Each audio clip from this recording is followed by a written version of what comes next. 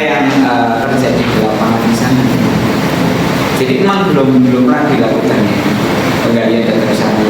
Kalau di lapangan memang belum, karena ya untuk sementara dulu pilih sekolah.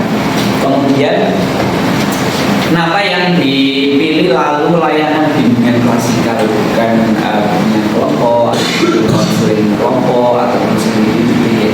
Ya, jadi betul Bapak. Untuk kenapa layanan bimbingan klasikal? Karena dari penelitian-penelitian sebelumnya itu hanya biasanya itu rata-rata mereka pakai bimbingan kelompok saja, yang mana mereka hanya memilih beberapa siswa dari kelas tersebut, yang mana kalau menurut saya itu tidak merata atau tidak menyeluruh dalam pemberian edukasinya, karena bagi saya edukasi tentang social anxiety melalui sinema edukasi ini perlu dilakukan untuk keseluruhan siswa, karena mereka juga, siswa lain itu juga perlu mengidentifikasi di diri mereka sendiri tuh ada nggak sih social anxiety seperti itu. Nah, catatan saya di latar belakang, silakan nanti harus digali dulu ya. Jadi penelitian ini kan lalu belum begitu mengenai gitu. Jadi proposal ini kalau diajukan itu belum begitu terlihat signifikansinya. Urgensinya pun juga tidak terlalu tinggi ya, karena tidak didasarkan pada fakta-fakta problem di lapangan gitu ya. Baik, kemudian di rumusan masalah gitu ya, rumusan masalahnya berapa? Ada 3. Ada 3 ya. Oke, rumusan yang pertama. Rumusan yang pertama bagaimana tingkat social anxiety siswa kelas 10 Malang. Lalu yang kedua bagaimana tingkat social anxiety siswa. Masalah yang ketiga. Yang ketiga itu bagaimana layanan bimbingan klasikal tersebut dengan teknik tersebut pula efektif dalam mencegah kenaikan tingkat social anxiety siswa. Apa yang dimaksud dengan mencegah kenaikan? Jadi maksud saya adalah ketika mereka sudah mempunyai tingkat social anxiety mereka sendiri, yaitu saya berkriteria dari kriteria tingkat rendah dan sedang, maka untuk mencegah adanya kenaikan tingkat menjadi lebih tinggi lagi, maka dicegah dari awal. Soalnya kalau misalkan nanti sudah terlanjur tinggi, maka yang dilakukan adalah kuratif bukan preventif, seperti itu. Sudah baca bagaimana cara merumuskan ini rumusan masalah? Rumusan masalah. Sebelumnya kalau untuk merumuskan masalah saya biasanya karena memakai. Sudah baca buku untuk metode? Saya mengambil referensi dari ini sih Pak, kayak dari perpus di lab BK, lalu dari perpus. Ya baca dari buku metodenya. Oh ya. Karena makna mencegah itu kan tidak bisa dilihat secara kuantitatif. Lalu rumusan masalah kalau dalam penelitian kuantitatif itu ya mestinya harus menunjukkan apakah itu ada peningkatan atau penurunan. Nah, kalau itu bunyinya itu mencegah kenaikan tingkat, nah ini makna mencegah itu apa? Beda dengan makna meningkatkan, mengurangi, menurunkan, melemahkan. Tapi kalau mencegah tidak menunjukkan, yang mana nanti itu bisa dilihat secara kuantitatif itu dia akan berada pada level kualitas yang seperti itu. Sehingga makna mencegah itu lalu menjadi tidak jelas dan tidak mungkin diukur. Nah itu lalu juga nanti ya berkaitan di tujuannya, rumusan terkait dengan tujuan. Nah hipotesisnya juga demikian gitu ya. Karena kamu menyebut mencegah kenaikan. Jadi mencegah kenaikan itu tidak terlalu ramah. Coba nanti tadi sudah saya sampaikan bisa seperti dengan redaksional melemahkan, mengurangi, menurunkan, atau meningkatkan, menguatkan, kayak gitu. Jadi kan bisa dilihat nanti peningkatannya gitu ya, level berat.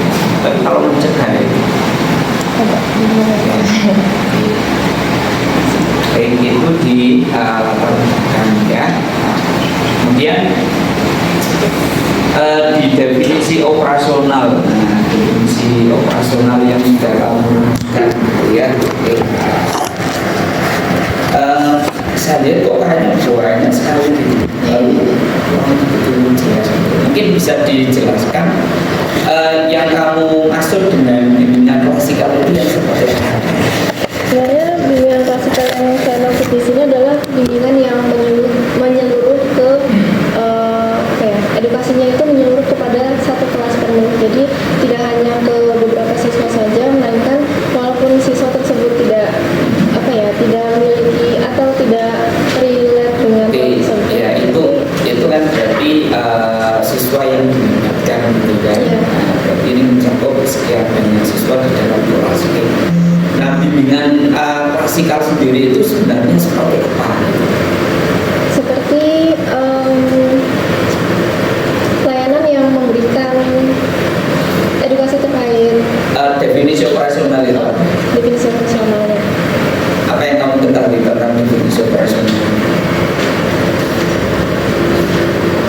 Kalau untuk bimbingan klasikal ini sendiri, saya memahaminya sebagai layanan dasar yang bisa menjadi salah satu awal untuk mencegah atau memberikan edukasi preventif, lalu edukasi pengembangan.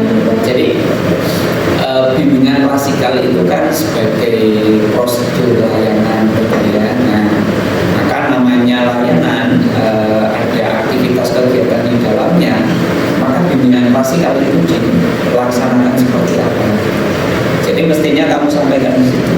Jadi tahap-tahapan di dalam pelaksanaan bimbingan klasikal itu mestinya menjadi definisi dari ini operasionalisasi para pendidik.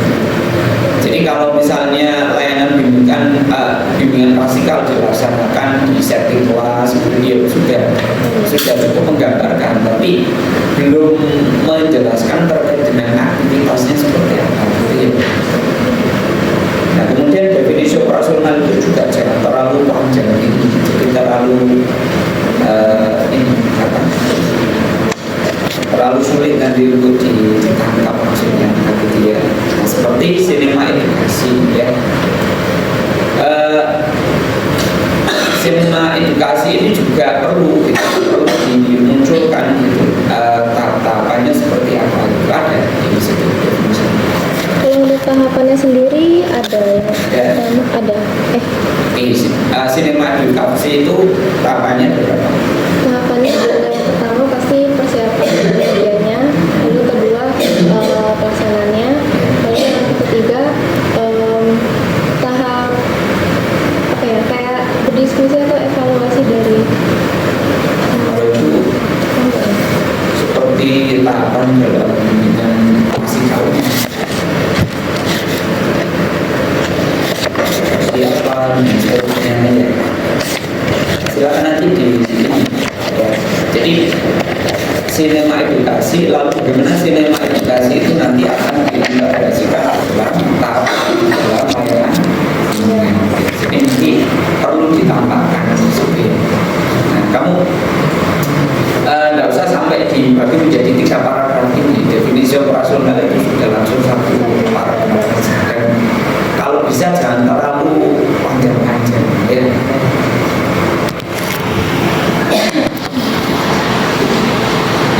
Seperti di social anxiety ini ya,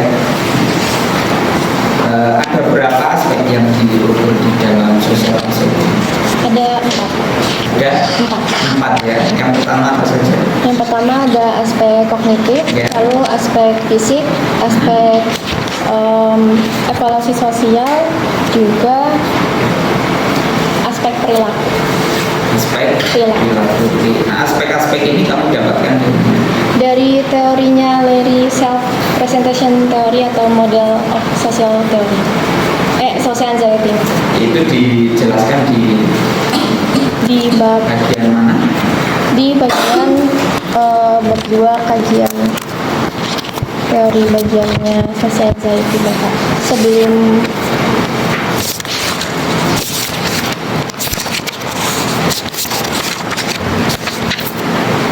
di aspek-aspek di bab 2.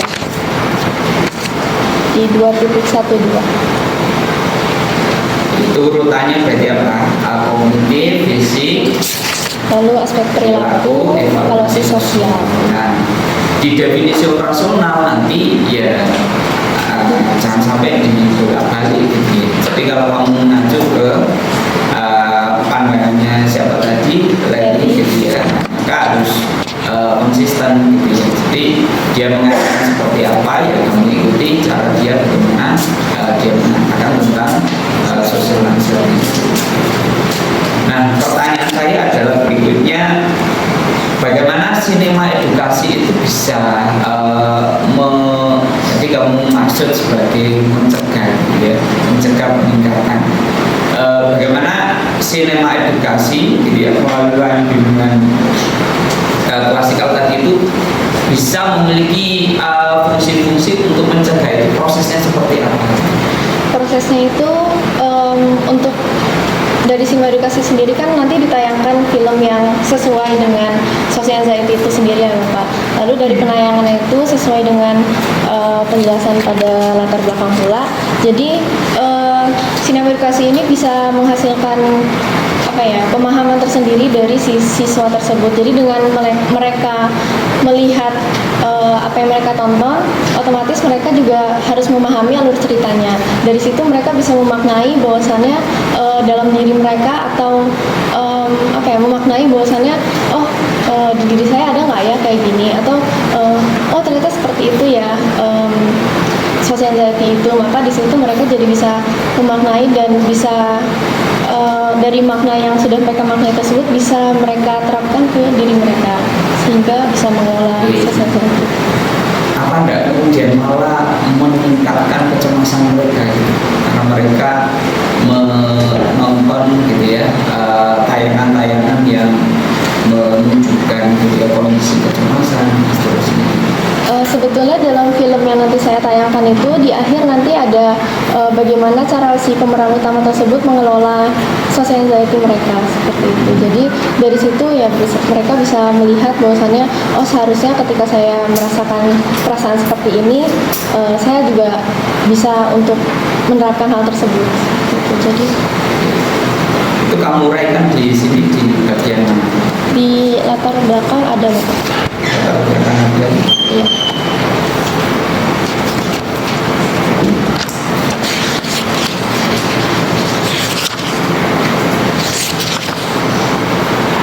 Di latar belakang di halaman berapa tadi? Di halaman 5. Di halaman 5? Iya. Sama 6. Nanti silakan di bab 2 terjelas terkait dengan itu gitu, bahwa apa yang bagaimana proses ya proses kemudian dengan mengikuti kegiatan layanan itu gitu ya, dengan melihat film yang ada lalu mengikuti proses-proses itu lalu kecemasannya bisa menurun gitu ya. Untuk desain penelitiannya apa yang digunakan? One group pretest posters. Kenapa kok memilih one group? Karena yang pertama pasti saya memilih karena efisiensi waktu juga. Karena target saya itu ketika mengambil data itu kan nanti dibarengi dengan saat AM.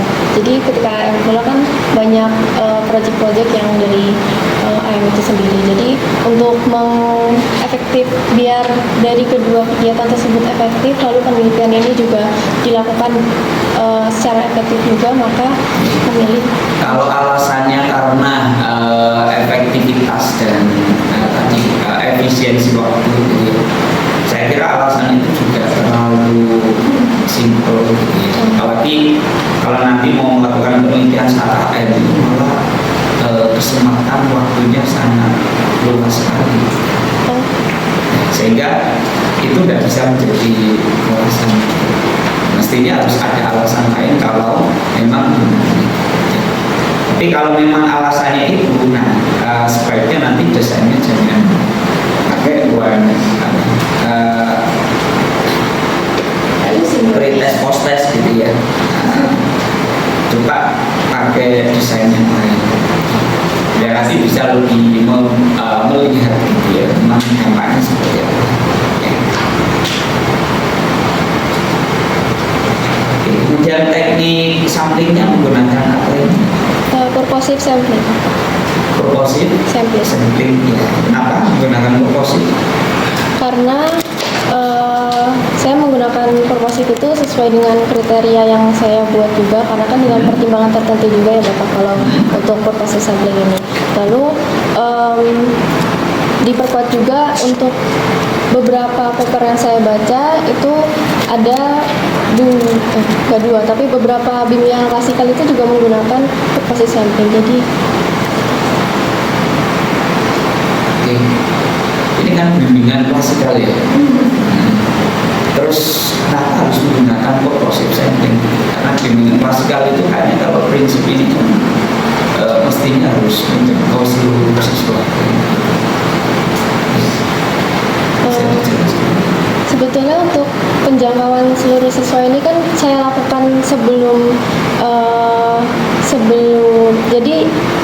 penelitian ini dilakukan ada screeningnya terlebih dahulu, yaitu untuk memilih salah satu kelas yang keseluruhan itu memiliki tingkat social anxiety yang rendah dan sedang. Jadi dari situ itu adalah salah satu kriteria yang saya gunakan di teknik.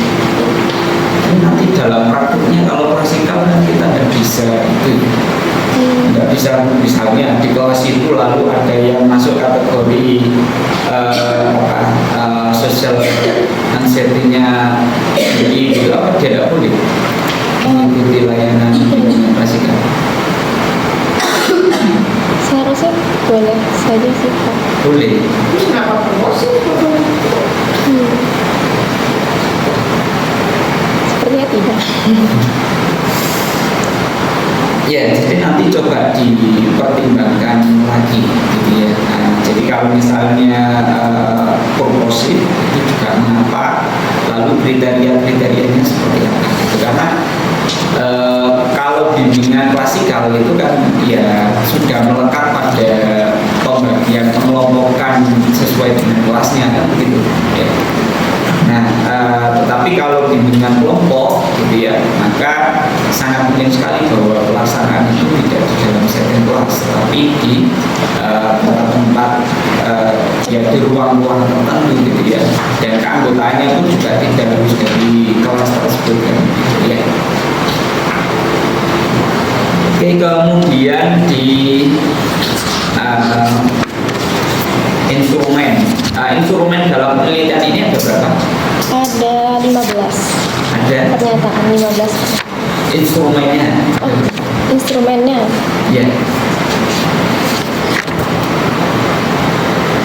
ada satu sih. Ada satu ya. Skala sosial Apa? Skala sosial anxiety. Kalau dalam penelitian eksperimen itu kira-kira instrumen yang perlu digunakan hanya ada berapa? Satu saja sesuai dengan variabel Y-nya gitu. Iya. Terus untuk prosedurnya? Untuk prosedur pelaksanaannya. Prosedur untuk treatmentnya itu ada di mana? Untuk Bukannya prosedur sebagai instrumen. betul. Di bab 3 ini ada di bagian mana? Prosedur penelitian ada di halaman 34. Prosedur eksperimen. Oh, Ini prosedur penelitian ini yang komunitas. bayang-bayang. Sepertinya memang belum disampaikan. Nanti ditambahkan ya. Jadi dalam eksperimen itu kan memang ada prosedur yang diterapkan, ya, ada treatment yang diberikan. Apa? Ya bimbingan klasikal dengan teknik sinema edukasi tadi. Nah, ini menjadi instrumen juga, ya, tapi sebagai prosedur perlakuan. Ya. Nah itu di proposal itu mestinya sudah terus digambarkan, gitu ya. Sehingga tadi pertanyaan saya di awal tadi juga untuk memastikan bagaimana prosesnya itu kan lalu dia ada pertanyaan. Kalau dia kemudian malah diberikan gitu ya layanan terkait dengan kondisi yang bagaimana individu mengalami tekanan dan seterusnya, biar itu tergambarkan bahwa tidak sekedar itu ya, dari segi materinya, dari segi bagaimana proses implementasi dilaksanakan. Nah itu harus sudah dimunculkan gitu ya, sebagai gambaran nanti dari bagaimana eksperimen itu dilaksanakan gitu ya. Terus teknik analisis datanya. Untuk teknik analisis datanya sendiri, sebentar. Menggunakan pertama yang analisis deskriptif, lalu masuk ke uji normalitas dari hasil analisis deskriptif tadi, lalu dari uji normalitas itu dari signifikansi yang dihasilkan, maka akan menentukan juga di analisis inferensial itu akan menggunakan uji parent sample t-test atau Di sini sample. kamu menggunakan statistik inferensial ya, berupa pilot sampel t-test. Pertimbangannya apa? Karena pertimbangannya adalah seperti yang saya pelajari sebelumnya juga, bahwasannya biasanya karena dari perbedaan angka yang terlihat pada analisis deskriptif ini nanti bisa langsung terlihat. Itu kan tujuannya gitu ya. Tapi kenapa menggunakan pilot sampel t-test? Kan berarti harus dipenuhi gitu ya, asumsi apa yang melatar belakangi penggunaan teknik tersebut gitu ya, seperti nanti jumlah kelompok atau subjek penelitiannya berapa itu? Jumlah kelompok subjek Ya, jumlah siswanya berapa? 30 siswa. 30 ya. Nah, itu termasuk alasannya karena settingnya kelas sehingga jumlahnya besar gitu ya, mencapai 30 lebih atau 30, sehingga teknik ya uji statistik parametrik ini digunakan gitu ya, karena memang sudah memenuhi itu gitu ya. Jadi nanti silakan ditekankan lagi, dibaca-baca lagi gitu ya, terkait dengan penggunaan teknik uji statistik ini. Gitu, Bu Rini. Terima kasih Pak. Jam bisa silakan. Kamu catat nggak? Enggak. Catat kok. Oke, mana catat? Ada Di mana? sebetulnya saya mengingat. Keren sekali bisa mengingat semua kata Pak Jam. Saya tunggu revisinya. Semoga semua detail ya. Oke, terima kasih Hansa, silakan bisa direvisi masukan dari Pak Azam. Tadi beberapa yang juga perlu bisa lakukan adalah semua yang tadi dibahas Pak Azam berikan masukan, silakan direvisi. Terima kasih. Assalamualaikum warahmatullahi wabarakatuh.